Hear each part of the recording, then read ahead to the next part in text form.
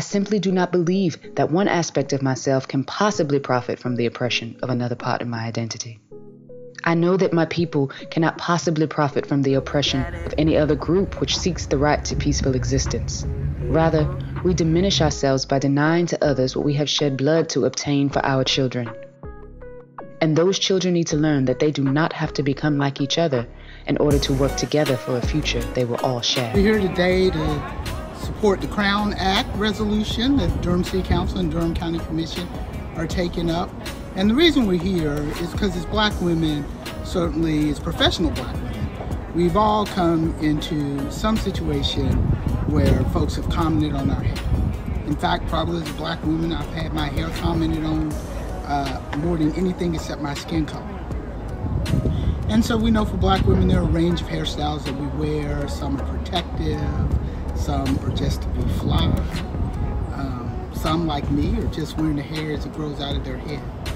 And for us, it really is an opportunity to show up at work and at school as our full selves, and to be able to just show up how we are and not have to worry about beauty standards that aren't meant for us, and to be able to be fly and feel comfortable and do our best when we're at work at school.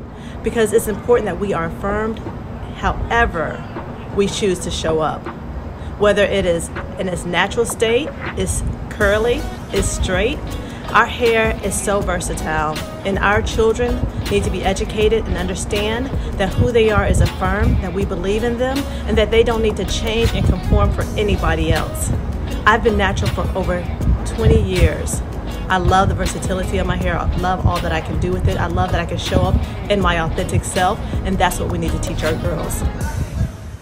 I remember when I did the big chop right after undergrad in college, and I did it because it was an act of self-love. It was an act of appreciation for my ancestors, for my natural hair, and for my Black self.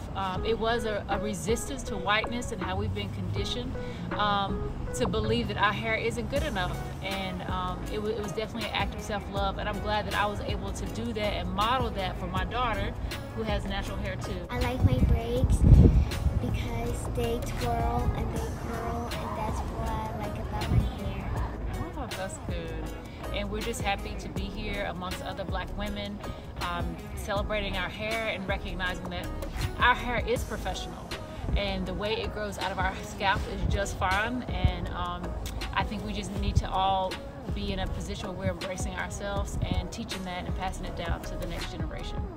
It's a huge part of who I am as a Black woman, as a daughter of the African diaspora. The layers and textures of my hair represent both the ground that I've never walked on. I've never been to Africa, and is indicative of a culture and a language and a people that I belong to.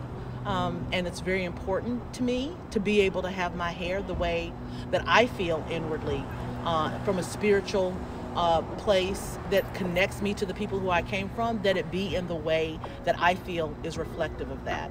I don't want to assimilate my hair to white normatives, because I am not a descendant of European ancestry.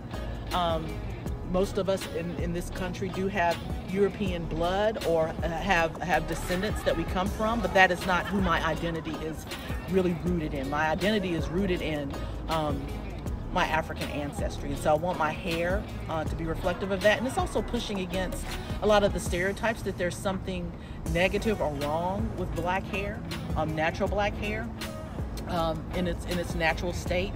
And from my perspective, the Creator created our hair the way that they did, and I think it's beautiful in its natural state. And I think it shows us an example of the varieties, the very different textures that our hair comes in, the very different ways we're able to style our hair. It just gives us insight into how beautiful we are as a people, how broad we are as a people in terms of different varieties and different hair colorings, different facial phenotypes. And so I think that's very important for us to be able to express ourselves the way that we were created to be able to express ourselves. Because natural hair should not be a reason why you're discriminated against. And I love my natural hair. I love my braids. I love my afros. I love everything about it. So that's why I'm here. I want to support, because we have a lot of powerful black women in Durham who have natural hair, and it is beautiful. And we should not worry about processing our hair because we've been told so long that it's not good hair, because natural hair is good hair. So for me, it's never been a huge deal about my hair. I just decided to wear it in its natural state. So when this became an issue, my thing is, talk to me about what I do, talk to me about what I believe in. It should never be about what I look like. And I have fostered that level of independence and critical thinking in my children, and had them make the choice for themselves. It's about what you do. It is your actions. It is your deeds. It is never about your appearance. I've lived experiences from working on Wall Street back in the early 90s and being told that natural hairstyles would not work for the advancement of my career there. And at the time, I didn't feel like there were entities to help support me. So I am really grateful now knowing that we have coalitions of people around the country working for the Crown Act.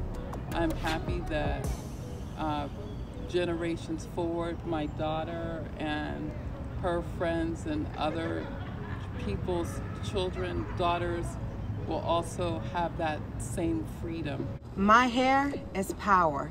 It is a gift from my ancestors, and I love every inch, every coil, every strand, every kink, every curl. My hair is me.